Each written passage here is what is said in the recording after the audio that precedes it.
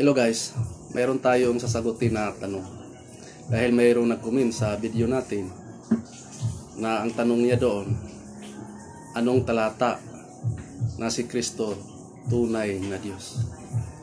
Siguro sa mga baguhan ng member ng mga samahan na hindi naniwala na si Kristo ay tunay na Diyos, siguro hindi pa nila nabasa at hindi tinuro ng kanilang samahan na mayroong mabasa sa Biblia na tunay na Diyos ang ating Panginoong Hesus Kristo. Unang talata na ating mabasa na nagsabi na tunay na Diyos ang ating Panginoong Hesus Kristo, matagpuan po sa 1 Juan 5:20. Sabi doon, ang ating Panginoong Hesus Kristo ay tunay na Diyos.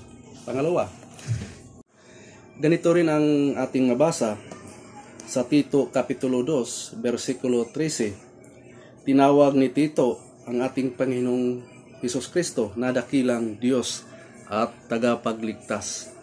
So maraming patutuo sa Biblia na ang ating Panginoong Hesus Kristo ay tunay na Diyos. Una, tinawag ni Tito na dakilang Diyos at tagapagligtas ang ating Panginoong Hesus Kristo. Ganito rin ang patutuo ni Apostol Pablo sa Roma 9:5. Tinawag ni Apostol Pablo na maluwalhati o Diyos na mataas sa lahat ang ating Panginoong Hesus Kristo. So, maliwanag ang patutuo ng ating mga apostol na ang Panginoong Hesus Kristo ay tunay na Diyos. Mali po yung katuruan na ang Panginoong Hesus Kristo ay tao lang. No? Tapos gagamitin nilang talata, Mateo 16:18, na ang Panginoong Hesus Kristo ang tayo ng kanilang iglesia. Tapos tao lang. Yung paniwala nila sa ating Panginoong Hesus Kristo. Ibig sabihin, yung nagtatag ng iglesia nila, tao lang, hindi Diyos. No? Kasi yun ang paniwala nila eh.